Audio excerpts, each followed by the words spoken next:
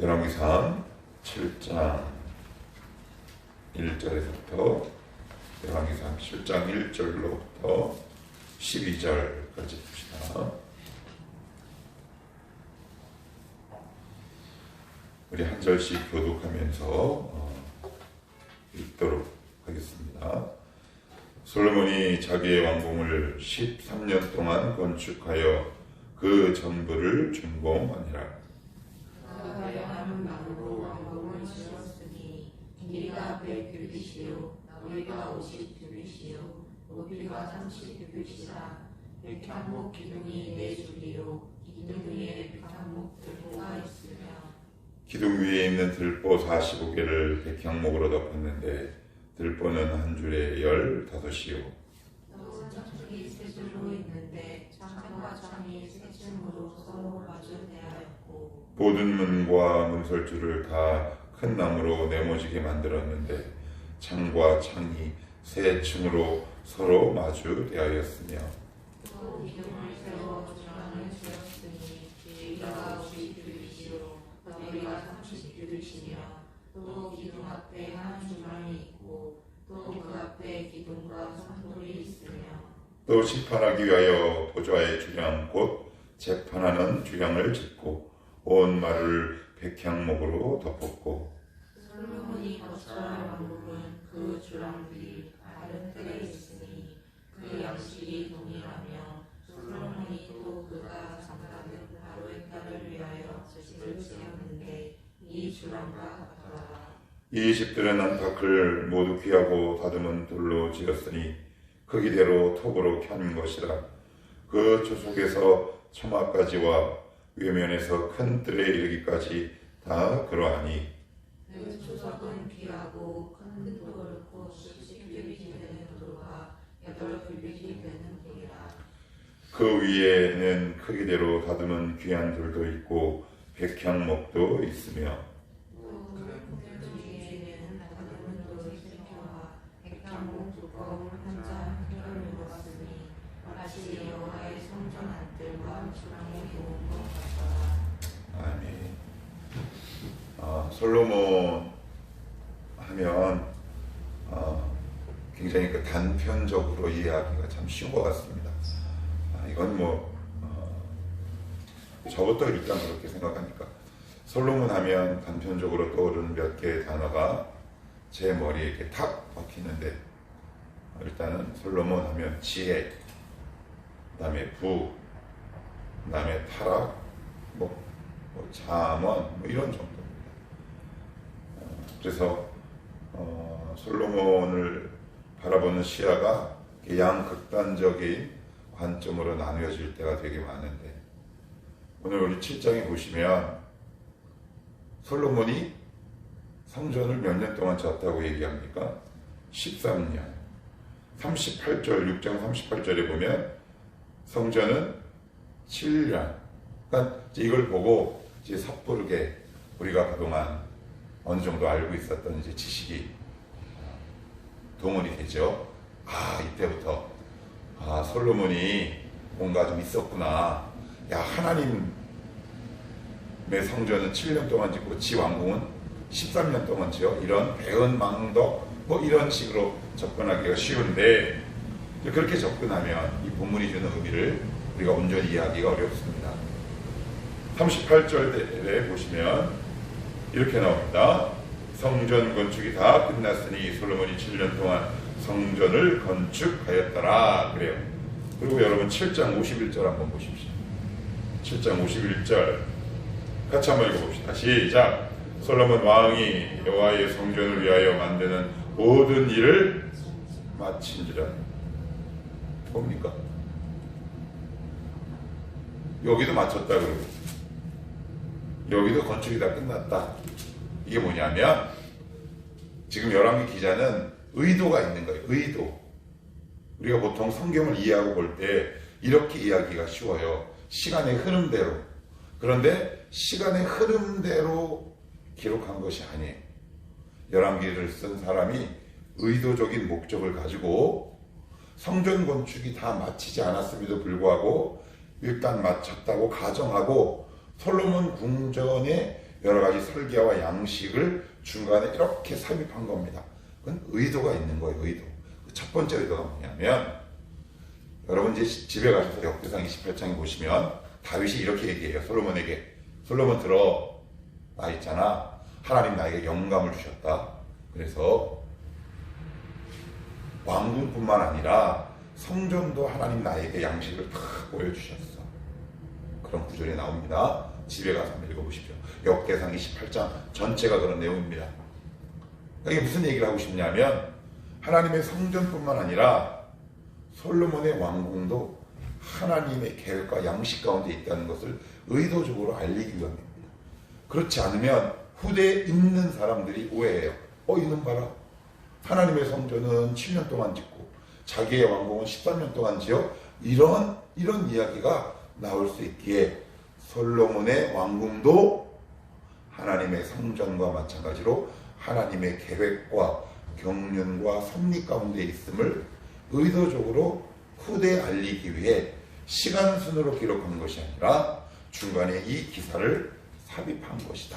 이렇게 얘기하시면 훨씬 이해가 빠릅니다.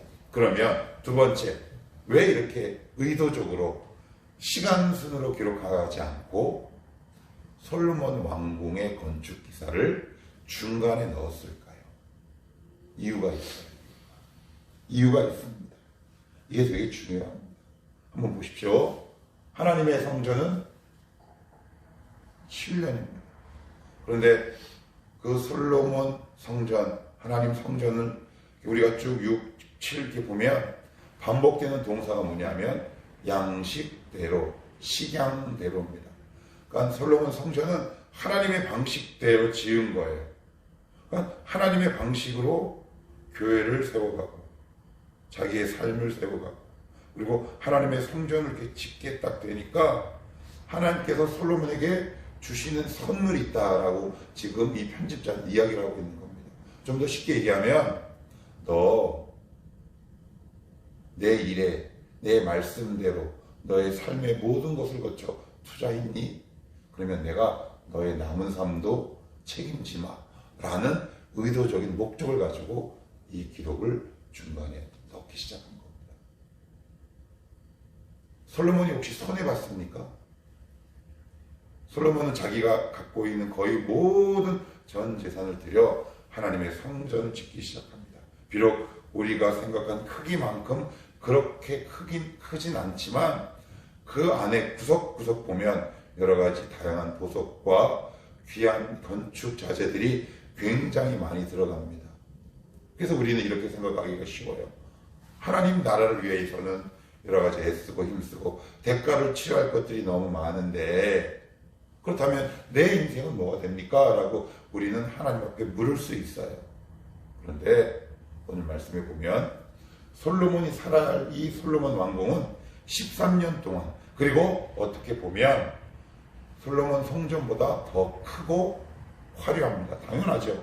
13년 동안 지었는데 그 크기가, 그 화려함이, 그 웅장함이 얼마나 놀랍고 크겠습니까? 하나님이 우리에게 주시는 선물들이 있어요.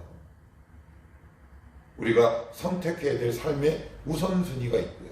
그러니까 솔로몬 자기가 머물 왕궁보다 그 성전에 먼저 짓기 시작하고 더 막대한 불을 쏟아붓기 시작하는 거죠.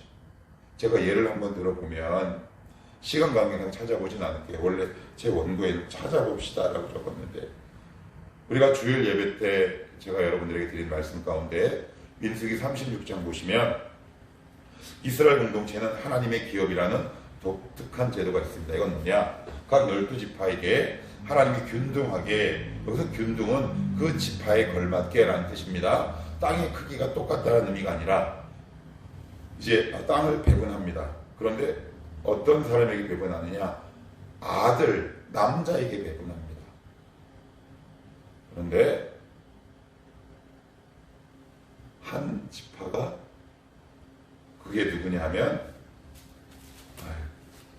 조금 전까지 갔는데 돌아서니까 까먹었어요. 잠깐만 시간을 좀 주시면, 므낫세의 손자, 그래요. 므낫세의 손자, 이 사람들이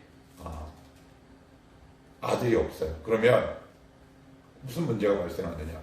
땅을 못 받잖아. 그건 단순히 땅이 아니라 그랬어요. 하나님의 기업이라는 표현을 쓰는 거죠. 그랬더니 그 딸들이 딱 나타나서 얘기합니다. 이건 너무 불공평합니다.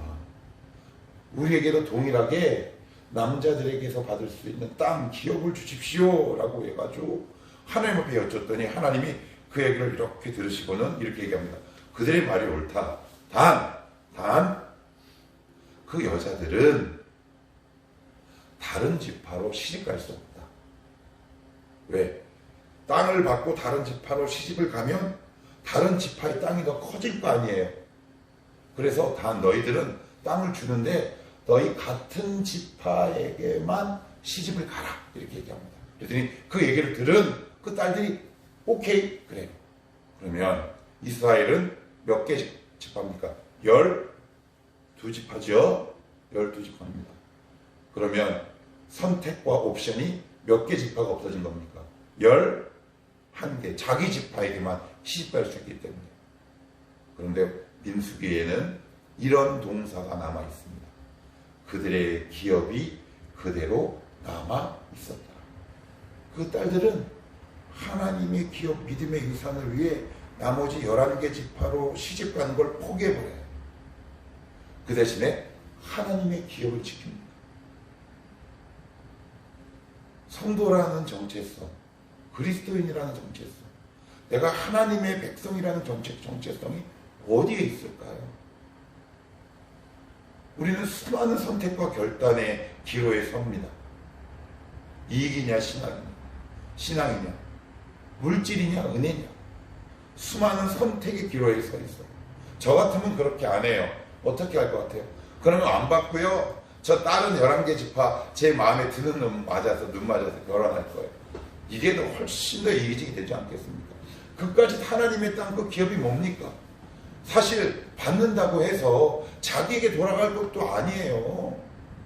그럴 바에 훨씬 더 잘 살고 내 마음에 드는 사람이랑 결혼하는 것이 경제적 유익과 실리가 뒤따르는 것 아니겠습니까?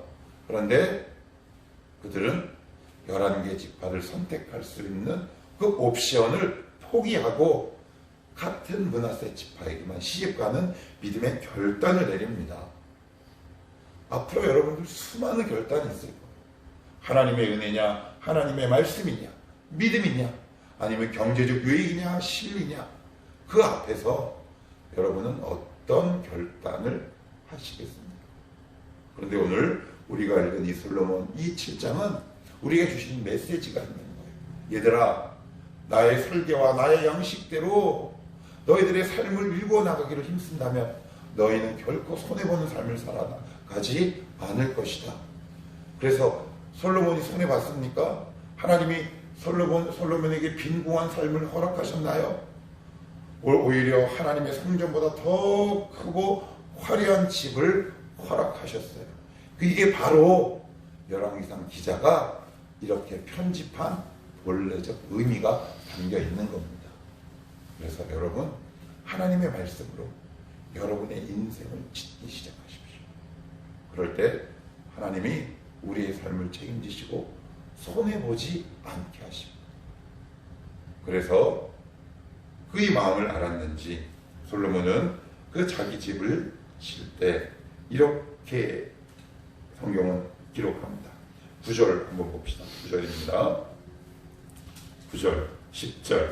이 집들은 안팎을 모두 귀하고 다듬은 돌로 지었으니 크기대로 톱으로 켠 것이라. 그 초석에서 처막까지. 여기서 초석이 뭘까요? 초석. 우리가 초석을 넣는다 그러잖아요. 공사의 가장 아랫부분, 그리고 준공이 되면 기초석이 눈에 보이나요? 안 보이나요? 안 보여요. 기초석은 눈에 보이지 않습니다. 근데 그 기초석을 뭘로 짓느냐? 뭐라고요? 모두 귀하고 다듬은 돌. 10절은 그 초석은 귀하고 큰 돌, 이렇게 되어 있어요. 귀하고 큰 돌. 그래요. 우리 집에, 우리 기업에, 우리 가정에, 내 인생에 보이지 않는 가장 기초를 무엇으로 삼았느냐? 귀하고 큰 돌로 삼았다. 돌. 마태복음의 표현에 의하면 반석 위에 지었답니다. 그 반석을 뭐를 상징합니까? 하나님의 말씀 상징하는 거 아닙니까? 믿음 상징하는 거잖아요. 우리가 주라고 믿는 예수 그리스도를 상징하는 거 아니겠습니까? 그 고백으로 가장 크고 귀한 걸 그 밑에 둡니다. 아니, 생각을 좀 해보자고요. 솔로몬 왕궁은 성전보다 훨씬 더 크고 공사 기간도 길었다면 오히려 더 다른 기록한 내용들이 많았는데 되게 핵심적인 부분만 오늘 이 부분에 기록한 거예요. 근데 그 가운데서도 기초성 이야기를 두 번이나 반복해서 했다는 것은 의도가 있고 목적이 있다는 얘기입니다. 아무튼 중요한 건 솔로몬은 자기 왕궁을 짓는데 하나님이 가르쳐 주신 그 방식대로 보이지 않는 기초석을 가장 크고 귀한 돌로 지은 겁니다. 여러분의 믿음과 가정을 반석 위에 세워 나가십시오. 그래야 흔들리지 않습니다. 그래야 건강합니다. 당장 눈에 보이는 유익에 따라 여러분 쉽게 결단 내리지 마십시오. 솔로몬은 아직까지는 이 고백이 있었던 사람입니다. 하나님, 제 인생의 초석을 제가 말씀 위에 두겠습니다. 제 신앙의 기초를 하나님 은혜 위에 두겠습니다. 하나님, 제 세상의 가치관보다 하나님의 말씀이 제 가장 뿌리에 두겠습니다. 그런 가정은 절대 망하지 않습니다. 망하지 않을 뿐만 아니라 아까 우리가 민수기 36장에서 살펴본 것처럼 그 믿음의 유산과 기업이 남아있게 되는 하나님의 선물과 축복도 함께 받게 되는 겁니다. 여러 결단의 기로들이 있을 겁니다. 나에게 들리는 여러 가지 다양한 말이 있을지 모릅니다. 그럴 때 여러분의 선택을 말씀에 귀를 기울이십시오. 병진이랑 주일에 얘기하다가 우리 창세기 3장 봤다, 그지? 잠깐만 나와서 얘기할래? 농담이고. 아담과 하와, 그 중에 이제 하와가 얘기를 합니다. 누구랑 얘기를 하냐면 뱀이랑 얘기하죠. 사단이랑 얘기합니다. 그게 사실 이상한 겁니다. 성경에는 동물이 말했다는 기록은 2번밖에 나오잖아요. 민수기, 발람의 나귀. 여호와의 사자가 있는데 나귀가 무서워서 안 가려고 하니까 박차를 딱 하니까 나귀가 열받아서 말문이 튑니다. 이 바보야, 눈에 안 보여? 그 2번째가 바로 창세기 3장에 뱀이 말한 겁니다. 하나님은 동물이 말하도록 허락하지 않았어요. 그렇다면 하와는 이상하다고 뱀의 머리를 쳤어야 합니다. 그런데 그 뱀과 대화를 하기 시작합니다. 대화를 했다는 것은 귀를 내줬다는 얘기입니다. 여러분의 귀를 말씀이 아니라 사람에게 내주십시오. 그러면 반드시 잘못된 선택합니다. 여러분의 귀를 지키셔야 합니다. 귀를 말씀에 내주셔야 합니다. 그래서 결국 어떻게 됩니까? 보암직도 하고 먹음직도 하고 그리고 결국 자기 배우자인 아담에게까지 그 죄가 옮겨가게 됩니다. 귀를 내주지 마십시오. 귀를 내주면 눈이, 그 다음에 말이, 가치관이, 그리고 발로, 결국은 행동으로, 더 나아가서는 삶과 습관으로 전이 되기 시작합니다. 중요한 선택의 결단 앞에서 여러분의 귀를 말씀에 내어주십시오. 그래야 여러분의 삶의 기초를 말씀에 위에 지을 수 있습니다. 그래야 무너지지 않아요. 오래갑니다. 이 말씀대로 여러분의 인생을 손해보지 않게 하시고 더욱더 풍성하게 하시는 오늘 이 말씀처럼 하나님을 선택하고 말씀을 선택하는 지혜로운 인생의 건축자가 되기를 주님의 이름으로 축복합니다.